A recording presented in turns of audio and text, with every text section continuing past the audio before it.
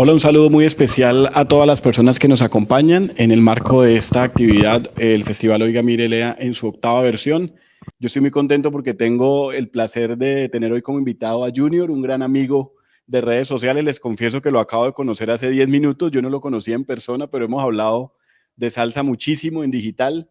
Un hombre que me llama muchísimo la atención porque ha logrado combinar dos cosas que quizás para muchas personas son un poco complejas, y es la investigación y la pasión que él tiene por la literatura y su amor al género salsa. Pero además estos días lo vi muy contento antes de darle la bienvenida, porque por ahí lo vi celebrando con un tema de poesía, se ganó un premio por poesía.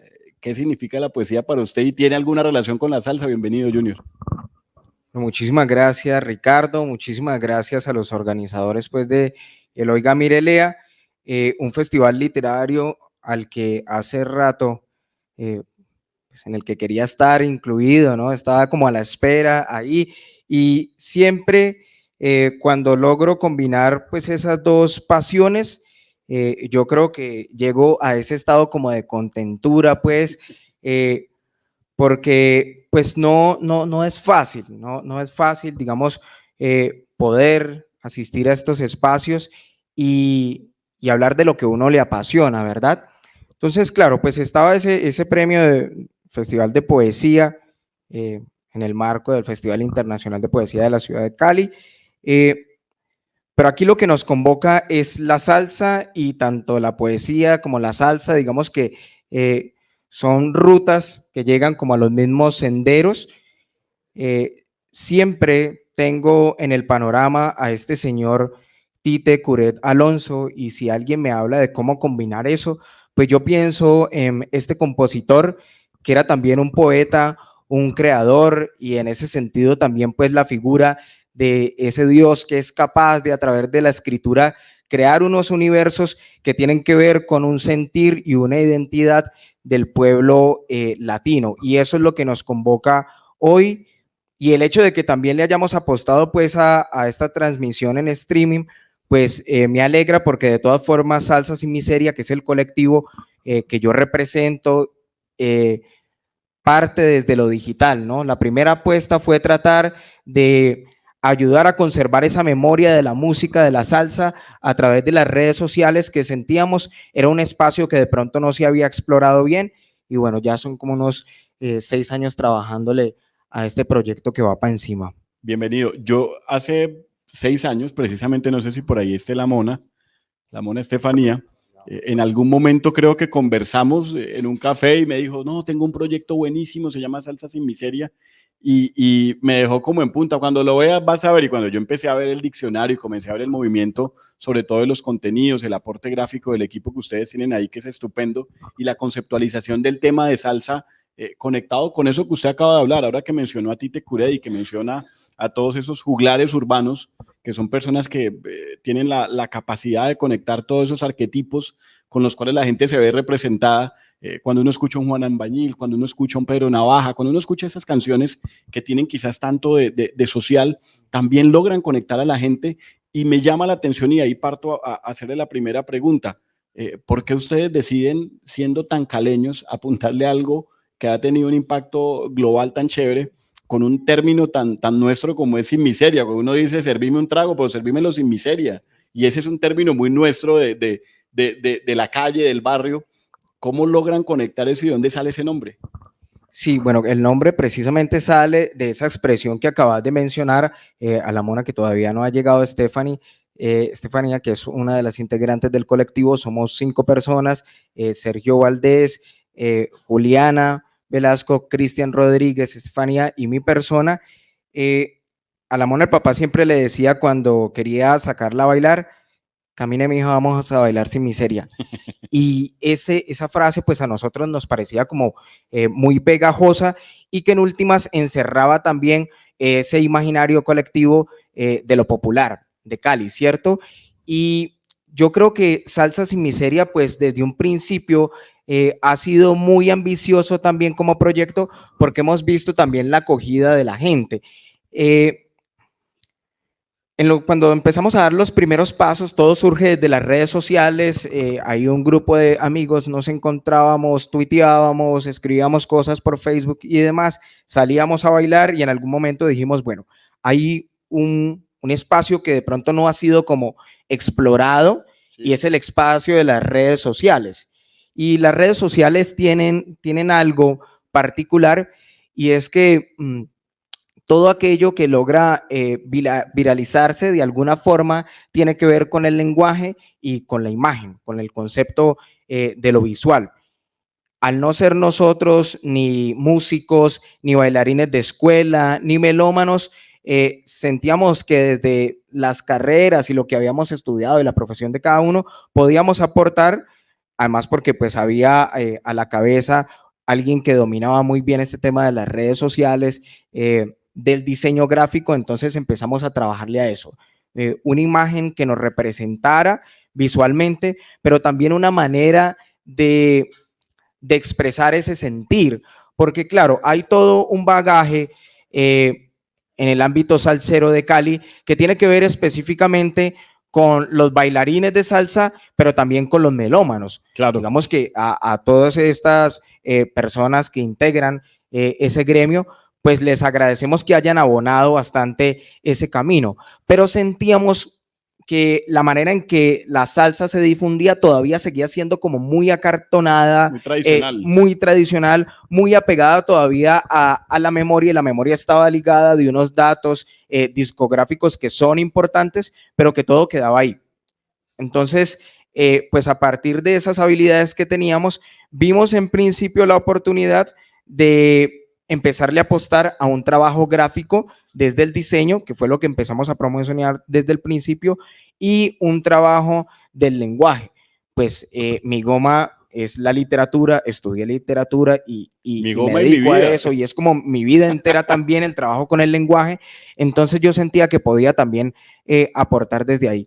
Y traté de que la literatura, de alguna forma u otra, desde la poesía y la narrativa, empezaran a colarse en ese vibrar, en ese latir de esa gozadera que llamamos salsa. Saludo a la gente que está conectada en este momento por digital. Retuiteenlo, compártanlo. Si tienen preguntas las pueden hacer. Yo estoy acá conectado leyéndolo. Me llama mucho la atención algo que acabas de mencionar, y es cuando te referís al tema de lo tradicional en la salsa. Pues uno sabe que en Cali tocar el tema de la salsa es un tema sensible, o sea, es un tema de vaca sagrada, de unos personajes que son intocables, de una gente que es la verdad absoluta, sobre las cuales creo que muchos de los que estamos aquí hemos hecho en algún momento crítica, porque yo digo, fue la gente que de cierta manera evangelizó y ayudó a que esto se moviera, pero también fue la gente que lo frenó un poco, porque si no se validaba a través de ellos, pues no pasaba. Y creo que se quedaron como en una época ahí señalando y cuestionando, pero también le negaron a la gente la posibilidad de conocer otras cosas y de que el género quizás tuviera un desarrollo un poquito más natural. ¿Cómo fue ese choque de que unos pelados que quizás, pues me incluyo, yo no soy tan pelado como ustedes, pero de cierta forma ese es el género de mi papá? Mi papá vio a Richie Ray, yo vi a Richie Ray ya viejo, mi papá vio a Richie Ray en sus años, fue a bailar en las casetas de Cali, y cuando él iba a eso, él me decía, pues es que fue la música de nuestra generación que le gustó a mis hijos. Yo le debo la salsa a mi padre adoptivo y a mi padre biológico, porque ambos son súper salseros y con ambos me gozo la salsa, pero vuelvo a la pregunta, tocarle lo sagrado a esa gente de otra generación, ¿qué significó para ustedes que son de una generación posterior? Sí, Ricardo, pues en principio, en términos salseros hay que tener cuero estirado, y cuero estirado porque en verdad es un gremio difícil, pero yo creo que también, y lo pienso ahora que haces la pregunta, yo creo que nos colamos en ese gremio, y cuando ellos se dieron cuenta que estábamos ahí, ya habíamos empezado a crear una comunidad importante en redes sociales. Yo partí diciendo que pues estas personas de pronto ese no era su estilo de difundir la salsa, era más como una serie de grupos, y con esos grupos vamos a poner música a tal lado, o vamos a ir todos a practicar los pasos de baile en tal discoteca. Mientras tanto, nosotros estamos haciendo un trabajo desde las redes sociales, total, posteando canciones, probando con nuevas gráficas. Es que, a ver, en la salsa, en lo discográfico, pues hay una memoria visual o una tradición visual importantísima. En algún momento, cuando empezamos pues el proyecto, cada uno como que se puso un sobrenombre. Yo tenía el de San Serení porque pues precisamente lo que a mí me gustaba era salir a rumbear. La salsa para mí era eso, lo que me llevaba o lo que me arrojaba a la pista. Pero teníamos a Sergio, que en su momento se hacía llamar Easy Sanabria porque era como su referente. Y entonces Sergio le empieza a trabajar a eso,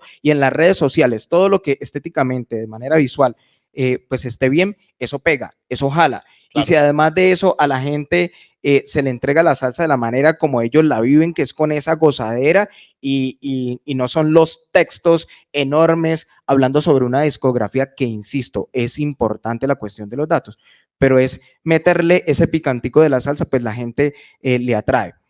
Entonces, claro, cuando pues empiezan a dar cuenta de que está sonando eso de Salsa Sin Miseria, y eso que es, pues esa entrada pues es muy brusca, pero nosotros desde el principio decidimos que no íbamos a ser parte de ese tipo de discusiones, y que pues lo que íbamos a tratar de hacer era mostrar que nosotros podíamos conectar ese trabajo interesante que ellos ya habían hecho con unos nuevos públicos, porque eso era lo que nos interesaba, una creación de públicos. Claro. Es correcto.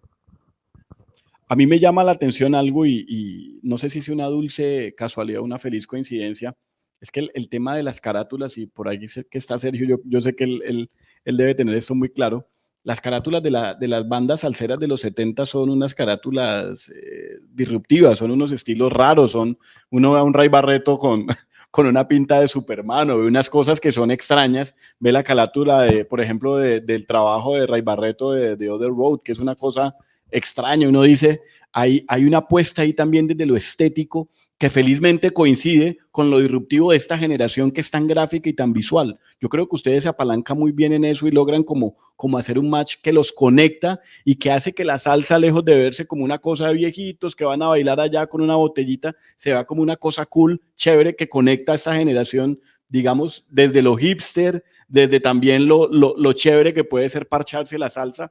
Porque algo que a mí me llamó la atención profundamente fue verlos a ustedes en Bogotá en la Feria del Libro y ver la gente en redes súper conectada, y yo decía, miércoles, en Cali la salsa quizás para nosotros es algo cotidiano, es algo de ir en el bus y escucharla, de ir en la calle o oírla en la tienda, es absolutamente urbano, pero ver en Bogotá, donde ese tipo de conexiones son tan diferentes y tan difíciles, quizás desde lo intelectual a veces, verlos a ustedes pegados, fue algo que a mí me llamó muchísimo la atención. ¿Cómo fue eso? ¿Cómo hicieron ese match también con ellos? Sí, pues en principio también se trataba de invitar a la gente a ser parte. Claro, nosotros empezamos llamándonos una comunidad, y esa comunidad, vinculante, pues, claro, era tocar bocina para que esas personas que de alguna forma u otra se identificaban con la salsa, porque en algún momento habían dedicado la salsa a una chica o a un chico, porque a ese rockero, cada que le tocaba ir a las reuniones de la familia, entonces, pues era música, salsa lo que se escuchaba, entonces la tía lo sacaba a bailar y pues le tocaba. Claro, y le tocaba. Entender ese tipo de conexión que puede llegar a tener la gente con la salsa sin que se autodenomine salsero o salsera, eso nos interesaba. Entonces lo que empezamos a hacer es, bueno, trabajar desde la fotografía. ¿A quienes le interesa la fotografía y quieren hacer parte de este proyecto? Pues lanzábamos como una serie de convocatorias. Hay una anécdota bien interesante con respecto a eso que decís del diseño gráfico. Nosotros hace como 3 años lanzamos una convocatoria que titulamos Salsa Sin Miseria Records. Y Sin Miseria Records era una apuesta para invitar a las personas que escribían distintos tipos de género, desde lo literario, que escribían sobre salsa en Colombia, y bueno, lanzamos la convocatoria, resultaron aproximadamente casi 80 textos. De esos 80 textos, finalmente publicamos en nuestro blog unos alrededor de 30 textos. Yo me acuerdo de eso. Claro, y fue muy bien interesante porque entre Sergio y Cristian empezaron a cranearse la idea de cómo difundir la literatura desde Salsa Sin Miseria. Y pensaron en la idea de esa memoria discográfica y lo que hicieron fue crear carátulas. Carátulas. Con esa misma idea. Con esa misma idea, carátulas, y eran unas carátulas pues que también jugaban con todos esos procesos gráficos, artísticos de la tradición, y la gente empezaba a preguntar, bueno, ¿y ese LP? ¿Cuándo salió ese LP?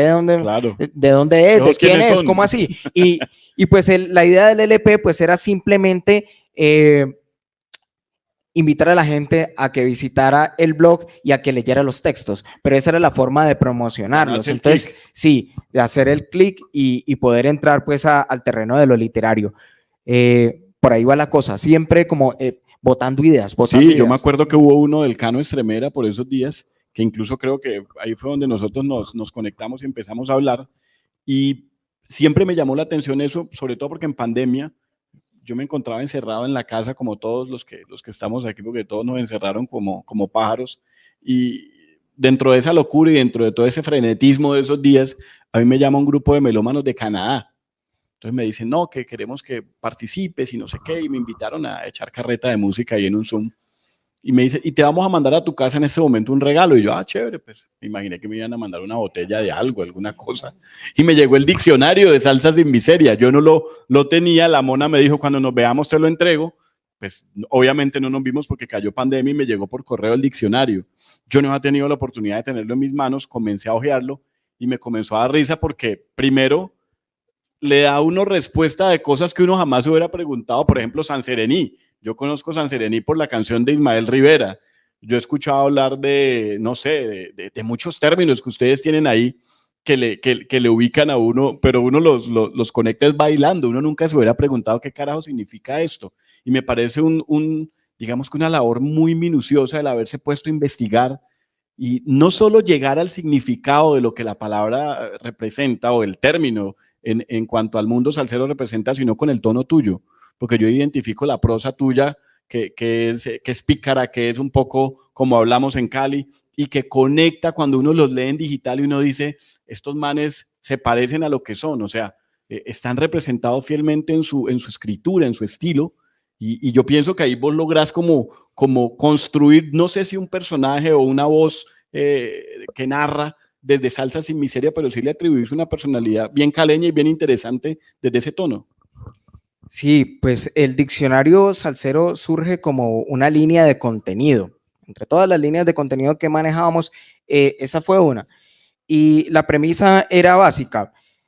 Todas esas palabras que estaban por ahí, que uno había bailado, que uno había cantado, pero que no sabía qué significaban, guarambémbere, acuyuyé, Saragüey, pero ¿qué es eso? Pues nos dimos a la tarea de rastrear esos términos y lo que hicimos fue empezar a publicar una definición, 2 definiciones semanales. Eso con la primera palabra que publicamos, las redes empezaron pues como a estallar. Y jaló por ahí la cuerda. Y jaló por ahí, además porque eso implicaba fortalecer esa idea de la comunidad, porque lo que hacía la gente era empezar a arrojarnos palabras. Ay, ¿qué significa esta? ¿Qué significa lo otro? Cada que pues el diccionario se promociona, siempre va a haber alguien que pregunte sobre determinado término. Nos dimos, digamos, al principio, pues la tarea de recopilar esas palabras que la gente nos iba entregando, algunas que nosotros también teníamos como en la memoria, y salió en el 2018 la primera edición con 159 términos. Lo hicimos con mucho miedo, pasar de lo digital al libro impreso, pues en un libro que además suponíamos que era de nicho, que hablaba de la salsa, que a lo mejor le iba a gustar solamente a los salseros y salseras. Pero no fue de nicho mucho nunca. Temor, claro, hubo mucho temor. Empezamos con 500, le apostamos a 500 ejemplares, con mucho miedo además porque tampoco teníamos plata, entonces lo que hicimos fue hacer un préstamo para eso. ¿Cómo vamos a devolver esa plata? Esos 500 ejemplares creo que se vendieron, si no en el primer mes, en los primeros 2 meses se vendieron. Cuando nos dimos cuenta de que ese diccionario salsero pues había pegado también en lo presencial, en lo físico más bien, asumimos ese ejercicio ya no como una línea de contenido, sino como pues una responsabilidad cultural. Y en esa responsabilidad cultural, pues eso se tenía que convertir en un trabajo investigativo de largo aliento. Después de que salió la primera edición, dedicamos 2 años a una investigación un poco más rigurosa, con unos procesos mucho más claros, porque nos dimos cuenta de que todas esas palabras que están ahí en el lenguaje salsero, pues finalmente uno las puede clasificar. Y esa clasificación le apunta específicamente a la comprensión de esa identidad del pueblo latino, que era lo que yo decía al principio, porque la salsa habla de la gastronomía y la gastronomía es importante para nosotros comprendernos, sobre todo porque la salsa como fenómeno, pues se da en Estados Unidos, y en Estados Unidos a partir pues de una serie de migraciones, y toda esta gente está tratando de plantar bandera y ganarse un espacio en medio de pues toda esa conmoción, pero también de todo lo que significa ir a querer aportar a Estados Unidos, que pues ya de por sí era grande. Entonces, a través de la música, lo que hacían los compositores era imprimir en sus letras la esencia de lo que somos, y lo que somos es la gastronomía, y lo que somos también es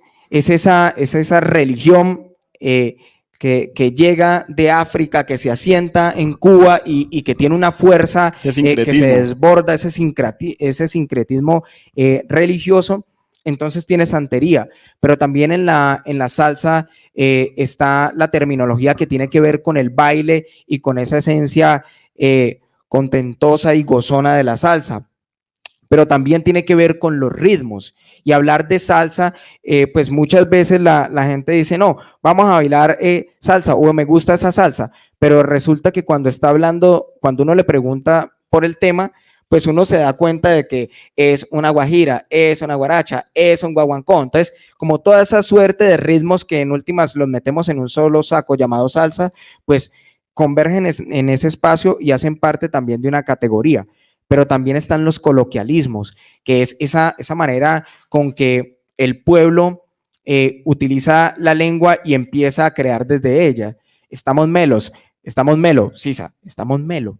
¿Qué es estar melo? Como que toda esa cuestión, porque es una lengua que está viva y es una salsa, es un ritmo que le apunta a abarcar, diría yo, todos los ámbitos y los aspectos de la experiencia o de la condición humana, y por eso creo que la salsa pues me atrae tanto como un ejercicio investigativo. Y es curioso, Ricardo, y pues quienes están aquí, quienes están oyendo, porque para mí la salsa, como lo dije ahorita, era todo aquello que me arrojaba la pista.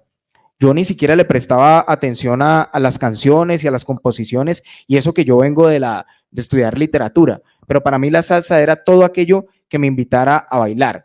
A partir del diccionario, pues ya ustedes se imaginarán, pues como que la cabeza de uno ya está en función de rastrear términos. Entonces, pues eso no condiciona el baile, pero ya se convierte en otro proceso o en otra aproximación a este ritmo. Me llama mucho la atención porque además uno comienza a identificar lo que acaba de decir él, o sea, hay términos que uno los lee acá en el diccionario, que además los invito a los que no lo tienen, es un producto orgullosamente caleño, es un trabajo que han hecho esos muchachos con las uñas, con un esfuerzo muy grande, pero es un producto exquisito, yo lo recomiendo. Hay gente que incluso nos ha escrito de Venezuela, de España, tú eres amigo de los de salsa, es que yo quiero conseguir el diccionario, y no vale la pena tenerlo digital, sino tenerlo físico para vivir la experiencia de lo que ellos hacen acá. A mí me da mucha risa porque vos decís algo ahora que es muy cómico, y es, uno baila y uno no le presta atención a lo que está bailando, o sea, uno está bailando y está bailando, o al menos yo no estoy bailando con alguien y pensando que va a entrar ahí o qué palabra es esa, pero uno lo abre acá y lo revisa, y uno comienza a darse, ay, ya me acordé de esa canción, por ejemplo, lo acabo de hacer ahora, a mí siempre me gusta abrirlo aleatoriamente y acá me encuentro la Juma. Entonces, la Juma, ahí mismo dije la Juma, todo el mundo, ay, la Juma, sí, pero nunca nos hemos preguntado qué es una Juma, y hay gente que dice la Fuma, con F. Y acá dice, la juma es una borrachera producto del exceso de licor y una buena rumba. Es una canción de Henry Fiol, pues que se llama La Juma de Ayer, pues que yo creo que es un estándar de la rumba caleña, pero pues creo que pocos nos habíamos puesto y uno no se detiene en la rumba a preguntar, hola, ¿y qué es esto? Pues ellos se han tomado la tarea de hacerlo y además, digo yo, los salseros somos profundamente nostálgicos, o sea, nos gusta remontarnos a la historia, ir a ver el tema del disco, de la carátula, porque digamos que, al menos en mi caso, no sé vos, para mí es como tratar de abrazar un pedazo de mi familia, de abrazar un pedazo de mi ciudad, yo que he vivido siempre lejos. La salsa es lo único que me devuelve a Cali, que me devuelve a mis papás, que me devuelve a mi infancia. Entonces trato como de coger eso y, pucha, eso es muy viejo, pero pues es que ese es mi recuerdo, esa es mi infancia eterna, como dicen en la literatura. Yo regreso ahí cada vez que puedo. Pero hay un tema que te lo quería preguntar abiertamente porque me imagino que los proyectos no se detienen ahí, ustedes tienen muchas cosas hacia adelante, retoman de lo anterior, de lo pasado, de ese acervo nostálgico, pero ustedes van adelante siempre proponiendo. ¿Qué viene ahora con Salsas y Miseria como colectivo? Sí, bueno, en principio, dos cosas. Uno, seguir haciendo la promoción del diccionario salsero de esta nueva edición, pues que sigue dando de qué hablar. De hecho, pues ya vamos para la primera reimpresión de esta nueva edición. Y dos, seguir fortaleciendo un semillero, un semillero que es una apuesta, quizás una de las apuestas también más ambiciosas y a mi juicio más interesantes del proyecto, porque es ya poder empezar a aterrizar todo eso que hemos dicho aquí, pues en algo que se materializa y se materializa de algo que es muy bello, porque es lo que en verdad puede llegar a ser, creo yo, un aporte significativo a la preservación de la memoria. Vos has dicho en algún momento que sí, que la salsa como que uno siempre piensa en, no, la música de viejos, o unos señores ahí, o mis tías, o mis abuelos, que yo, mis papás bailando.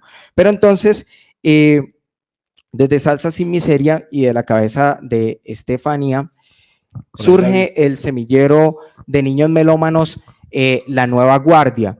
Y este semillero, que ya ha logrado impactar a más de 100 niños y niñas de la región, surge como una iniciativa de empezar a hacer pedagogía desde la salsa, pedagogía y formación ciudadana. Es decir, que la salsa no se entienda solamente como esa gran industria cultural que puede generar pues unos ingresos y que lo es, y que bacano que así sea, sino que también puede ayudar a formar personas, a formar ciudadanos. Y Estefanía, con ese proyecto, en el que incluye también, por supuesto, el diccionario salsero, ha cogido una serie de, o un conjunto de niños y niñas de aquí de Cali y ha empezado a trabajar la salsa en ese sentido pedagógico. En los tiempos de pandemia, por supuesto, pues eso fue virtual y debido a las conexiones que hemos podido tener con el grupo, incluso el mismísimo Alfredito de la Fe estuvo en una clase virtual tratando de hacer que los niños se enamoren de la salsa y a partir de ese amor, pues ellos puedan también trabajar en su formación personal, en valores y demás. Y pues creo que es un proyecto que hay que seguir apoyando. También lo encuentran en las redes como semillero de niños melómanos, La Nueva Guardia, que es como el gran hijo o esos dos grandes hijos que tiene Salsa Sin Miseria, el diccionario y este semillero. Entonces hay que seguirle trabajando a eso. Ahora estamos como muy pendientes también de generar alianzas con estos eventos de ciudad, tratando de apostarle pues también a la concepción de esos proyectos que se dan aquí y que son parte de ese crecimiento de la industria cultural. Entonces, en la medida en que nosotros también podamos aportar esas ideas para que esos espacios que se generan de la salsa puedan tener mayor resonancia o puedan impactar a otros públicos más allá del especializado, pues creo que para nosotros va a ser pues una labor cumplida. Chévere porque digamos que cuando uno se pone a mirar en retrovisor, a mí me producía un pavor impresionante por el género primero, qué iba a suceder con la generación que no le tocó eso. O sea, porque pues yo no soy a mí me gustan muchas cosas del pop y no tengo nada contra el pop y pienso que el pop es necesario, pero incluso con ciertos parámetros de calidad, porque hay muchas figuras del pop que hacen unas cosas muy buenas. Me gusta mucho Michael Jackson y pienso que han habido cosas de Michael y de Coldplay y de grupos actuales que tienen un trabajo que siendo pop es desde lo estético y desde el talento y desde la creatividad bellísimo. Pero siempre me llamaba la atención lo que podía suceder con la generación que venía, que no había tenido un contacto vivencial con la música, que no conoció un abuelulo, que no supo dónde era el joncamonca, que no vivieron lo que vivieron los que sí les tocó eso, y cómo conecto yo a los niños con eso. Siempre me llamaba la atención y decía, bueno, mis hijos de pronto no les va a tocar eso porque pues, ¿cómo los conecto? Pues se acordarán porque yo ponía los discos, o como nos pasó a nosotros, pues uno comparte eso. Pero cuando veo lo de Estefanía, en Cabeza de Salsa Sin Miseria, digo, qué cabezazo de haber procurado generar una conciencia y al menos como inyectar, yo no digo criterio porque eso sería un poquito irrespetuoso, pero sí construir como unas bases para poder tener elementos para acercarse a eso, desde el goce, desde lo chévere y también entendiéndolo desde otro lugar. Ojalá eso lo hubiéramos hecho con otras cosas. Por ejemplo, mi generación no fue una generación salsera. En mi época los pelados escuchaban, en la universidad escuchaban a Andrés Calamaro, escuchaban a Fito Páez, escuchaban Fabulosos Cadillacs. A mí no me tocó la generación, veo más salseros en tu generación que es un poquito más reciente que en la mía. Yo hace 15 años cuando estaba en la universidad, yo decía que era salsero y la gente era como, ¿y por qué? O sea, pero era como un interrogante, ¿por qué te gusta eso? Y yo era muy salsero y yo decía, no, a mí me gustan los Bambán y me gusta Bobby Valentín y no sé qué, y la gente era como así, pero sobre todo mis contemporáneos. Pero qué chévere que ustedes hayan logrado conectar eso y decir, no, estos pelados que vienen, ese semillero, que me encanta además la palabra, van a poder continuar con ese legado y van a poder alzar en hombros algo que al menos los que amamos el género y ojalá deseamos que continúe latiendo y que continúe vivo, ustedes están haciendo un trabajo bellísimo. Las preguntas son al final, pero... Ah, tranquilo. No se preocupe. Sí, señor. Cuéntenos. Bienvenido. ¿Qué quiere decir la palabra acuyillé? Aquí está el profesor. Aquí le puede preguntar al profesor. El hombre se vino a que le respondieran puntualmente a Cuyeyé. Y no se va a ir sin la respuesta. No, pero no se puede ir sin la respuesta. Claro, sí, claro que sí. Acuyuyé, expresión de origen africano que significa alegría, vibración que pone contentoso hasta el más introvertido, y la canción que lo acompaña, por supuesto, es Acuyuyé, de Johnny Pacheco y su charanga. Eso. En el año 2004 le compré a un disc jockey de Olímpica de esa época llamado Fernando Gómez. Yo vivía, él era el casero, yo era, bueno, me fui a vivir a la casa de él, me arrendaron un cuarto. Entonces, lo hicimos amigos, entonces él me gustó él. Y me compré un libro y me gustó 25,000 pesos en el 2004. Y se llama Historia de la Salsa. Es lo más completo, 367 páginas. César Miguel Rondón. César Miguel Rondón. Sí. César Miguel Rondón se llama el autor. Pero fotografía, una cantidad, 367, es lo mejor que encontré. Todavía lo tengo. ¿Cuál es su nombre? ¿Cuál es su nombre? Alberto Barbosa Vargas. Bienvenido, don Alberto, y muchas gracias por sus preguntas. Sí, muchas gracias. Y por supuesto que...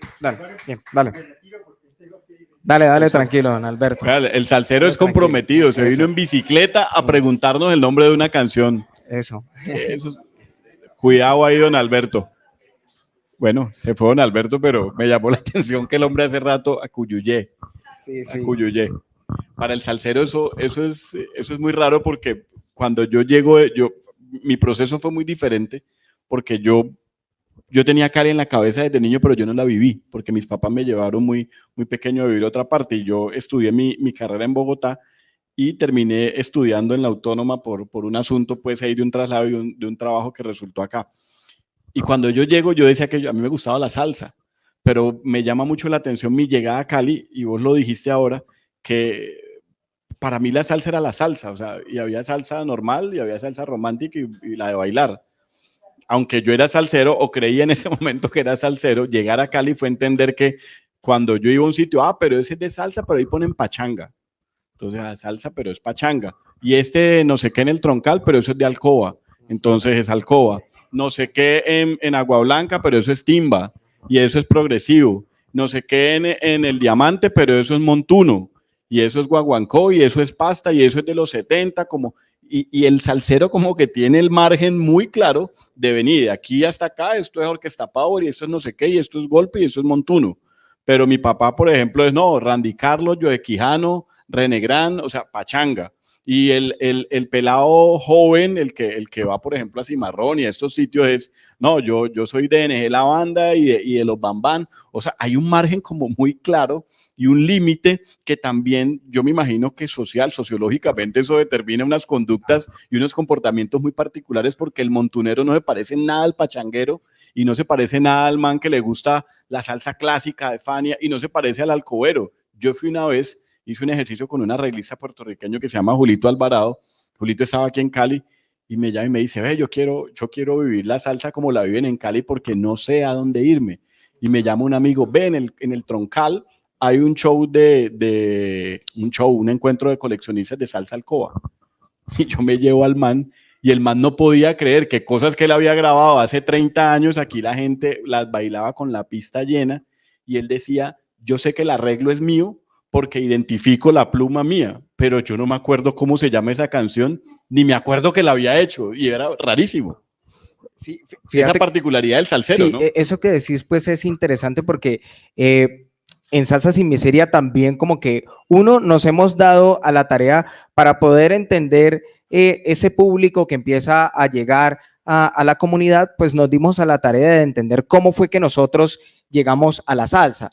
Porque claro, a lo mejor esa suerte de nostalgia y reticencia del salsero caleño al creer que salsa es solamente lo que se vive aquí. Y lo de él. Sí, y lo de él, cuando pues lo que vos has dicho, públicos como el de Medellín y el de Bogotá, cada que viajamos a Bogotá es como, ¿y ustedes qué van a ir a hacer por a Bogotá? Y en Bogotá la gente sí es salsera y demás, y siempre terminamos llenando. Entonces, uno es conocer cómo fue que cada uno llegó a la salsa para poder, digamos, desprendernos de esa suerte de regionalismo, y nos dimos cuenta de que a lo mejor de los 5 solamente 2 de nosotros tienen una relación inmediata por nuestros padres. De resto, cada uno llega por un momento determinado, o por una situación en específica.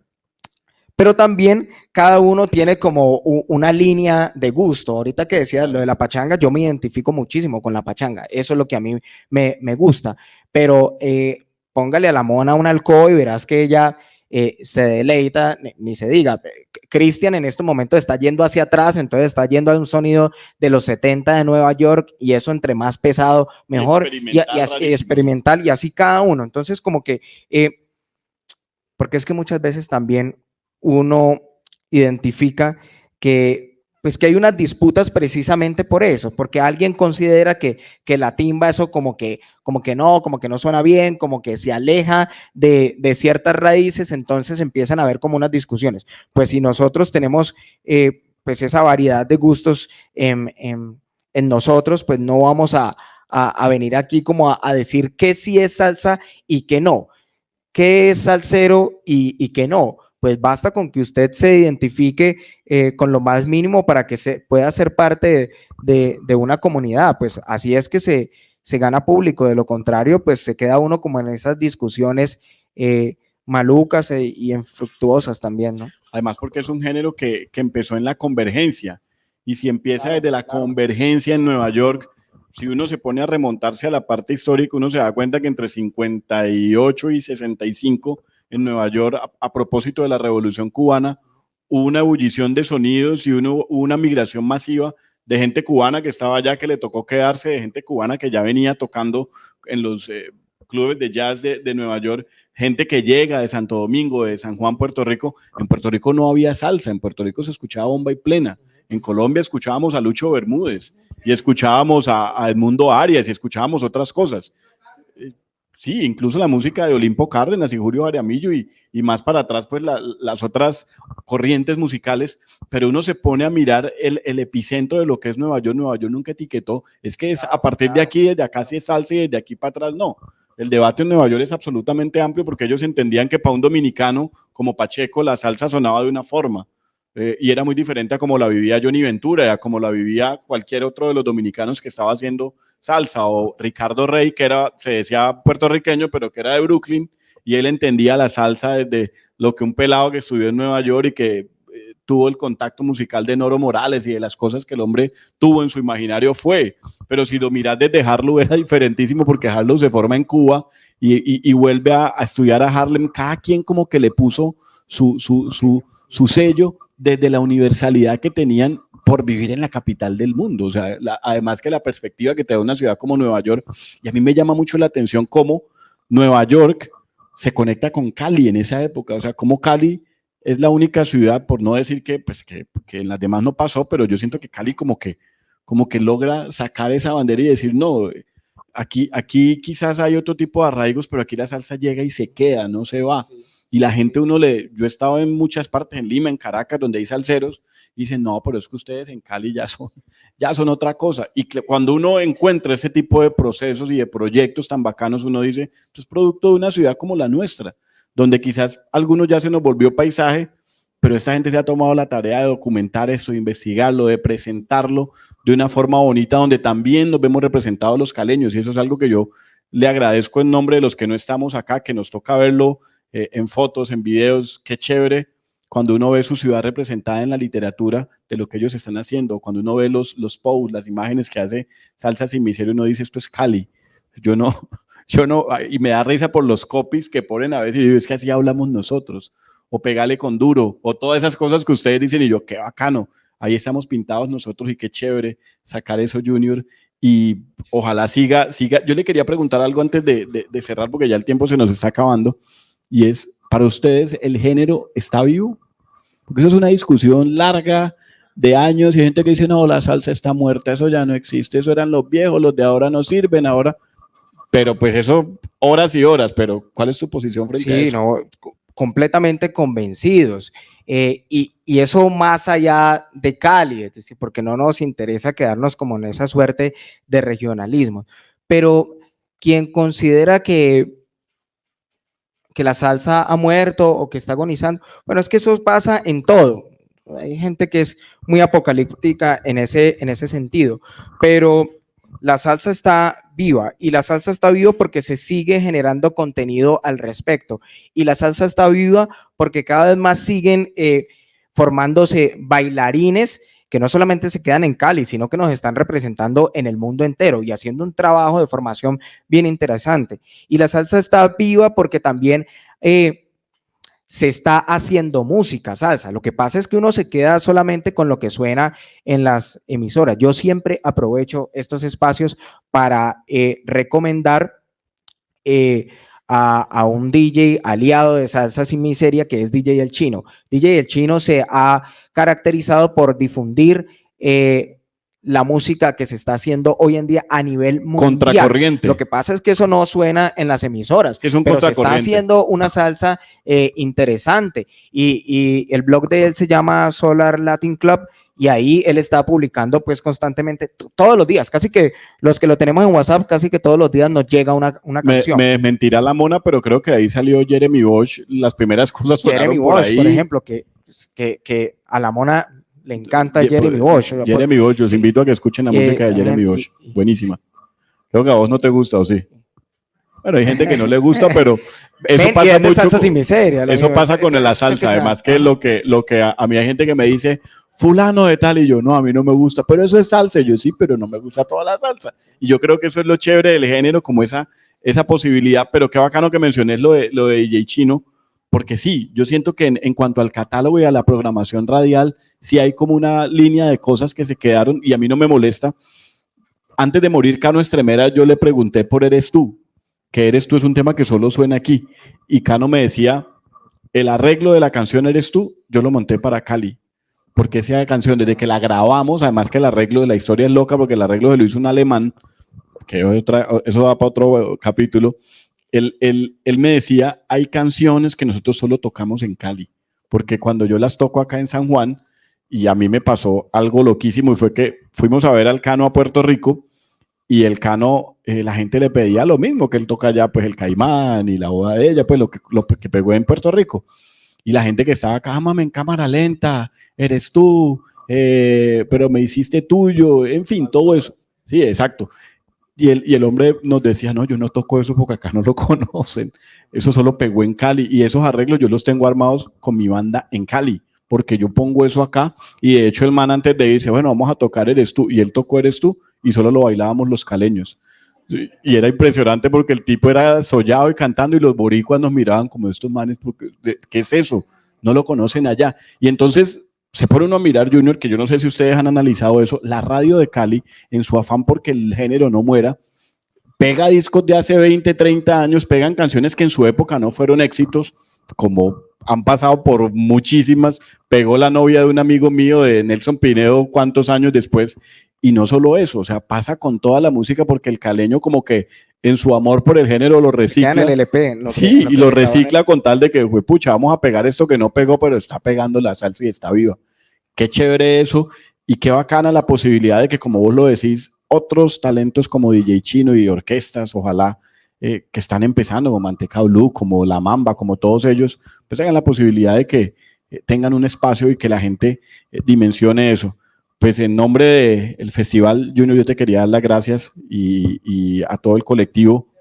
Los admiramos mucho. Vamos a dejar una parte ahí al cierre, si quieren, para que la gente nos formule preguntas. Pero Junior, bienvenido siempre por acá y te agradezco muchísimo la posibilidad de dialogar y de compartir sobre algo que tanto amamos. Muchas gracias a vos, Ricardo, también pues a la gente del festival, a Catalina Villa, muchísimas gracias. En verdad me alegra mucho plantar bandera en este festival, bacanísimo. Gracias a todos ustedes. Un aplauso para los amigos de Salsa Sin Miseria.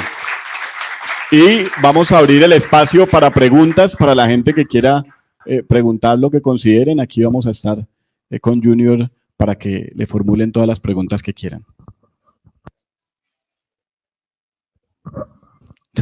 Hay tantas manos, ¿por dónde empezar? Bueno, ¿hay una dama para empezar con las damas? Sí, adelante. Buenos días.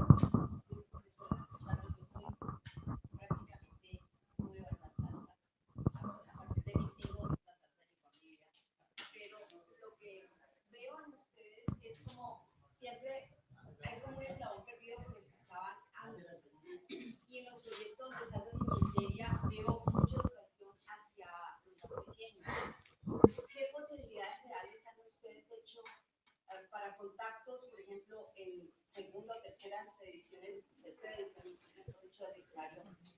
con otras personas que trabajan, que son adultos, que son mayores. Lo digo porque en el caso concreto, en el colegio donde estudian mis hijos, hay un grupo de profesores que se dedican a la tarea. Entonces, esa conexión con esas personas que son mayores y que pueden también ampliar ese círculo se ha dado. Sí, pues precisamente eso es lo que hemos tratado de hacer con Salsa Sin Miseria. Tenemos una muy buena relación pues con todas las personas que hacen parte del gremio y que ya tienen tremendo recorrido, pues Isidoro Corquidi, el DJ errante Gary Domínguez. Digamos, el diccionario salsero no sería posible sin esas personas. De hecho, una de las etapas del diccionario pues fue un proceso de validación de las definiciones y para ello tuvimos que recurrir a entrevistas con estas personas que respetamos mucho su espacio, lo valoramos, digamos que el trabajo que nosotros estamos haciendo va por otra línea, pero siempre tratando de hacer esa conexión. Nunca pues nos atrevemos pues no nos interesa poner a discutir frente a esa suerte de nostalgia, frente a lo añejo, no, pues eso es importante, ahí está la raíz. Gary Domínguez nos abre siempre sus puertas allá en la Casa Latina para hacer audiciones, Pablo Emilio del Valle, bueno, entre otras personas pues del gremio que a estas alturas pues ya saben que las intenciones de Salsa Sin Miseria son buenas. Lo decía al principio, hay que tener cuero estirado porque al principio pues eso, ¿y estos quiénes son? ¿Y estos niños quiénes son? Como ¿cuántos LPs tiene usted? ¿Usted dónde Sí, toca? eso, No, nada, no tengo a eso LP, iba, no que toco además en ninguna parte. el salsero es muy de ego, Ajá. de yo tengo y Sí. yo soy el dueño. Pero a estas alturas creo que hay un muy buen diálogo, una muy buena comunicación entre ellos y pues nosotros, si se quiere llamar las nuevas generaciones y los más pequeños, porque de hecho, pues ahí se está conversando porque la idea es que los niños y niñas del semillero pues puedan también asistir a estos espacios como la Casa Latina y tiene la bendición del DJ errante Gary Domínguez que ama ese proyecto y pues nos ha dado la mano. Entonces nos sentimos muy tranquilos porque esa conexión sí se da. Caballero, adelante. Sí, señor, la persona que está atrás.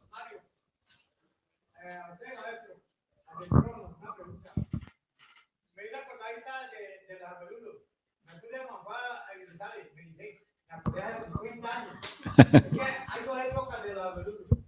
Lo que hay intentado era darnos una entrada cuando ya lo halló la droga y todo eso. ¿En qué año, maestro, usted sabe en qué año murió ya definitivamente el abuelo? Que no vuelven a ver al abuelo. Difícil, pero... Pues es difícil, pero te voy a leer la definición a ver si eso funciona. Agualulo, fiesta popular entre los jóvenes caleños durante los años 80 y 90, hasta ahí lo dejamos. Se tiraba paso hasta el amanecer a ritmo de pachanga, bugalú y guaguancó, y en vez de trago se tomaba jugo de lulo, y la canción que lo acompaña es Micaela de Pete Rodríguez. Entonces aquí dejamos hasta los 90. De hecho, esta definición, o por lo menos ese contexto, los años, nos lo dio el papá de la Mona, de Estefanía. Él nos dijo, eso 80-90, y así lo dejamos. Sí, antes. Bueno, antes, Mi papá dice pero que en hasta el los 90, 68. digo, déjenlo hasta los 90. Lo que pasa es que ahí habla pues de como de esa efervescencia. Gracias por la pregunta. Sí, claro, no, de eso hay cualquier cantidad. Además que, como ellos lo dicen, no hay una verdad. En la música es muy difícil uno decir esta es la verdad absoluta, porque ahorita estaba viendo un documental de Hugo Candelario donde él hablaba de la forma como toca la marimba y se va a África y dice, no, nosotros no sabemos nada porque nada está escrito. O sea, en esto que es tan mutante y tan cambiante, pues cada quien tiene como su testimonio. Caballero.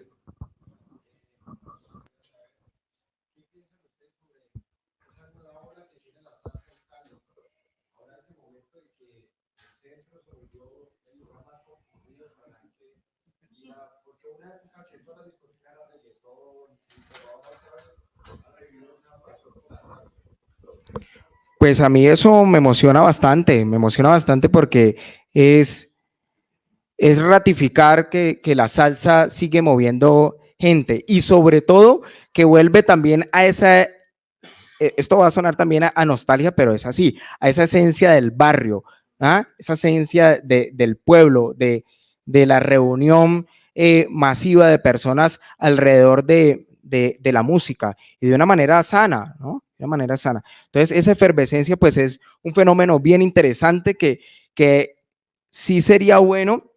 No lo hemos pensado, no está en planes, pero sí sería bueno como hacer un trabajo con eso, de alguna forma u otra documentarlo, porque creo que eso puede estar marcando también un hito de ese trasegar de la salsa en la ciudad.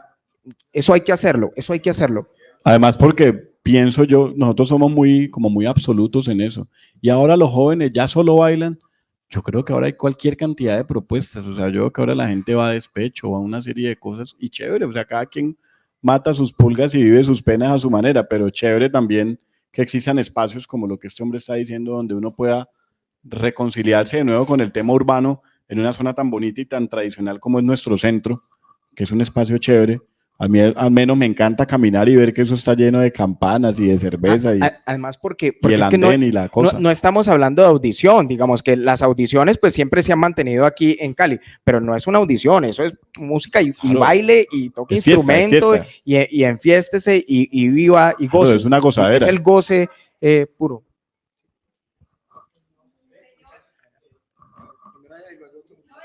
El señor. Entonces, aquí, luego allá, señor. Sí, entonces es que yo iba a decir el señor de la gorra y los dos tienen gorra, entonces no sé. Usted, por favor.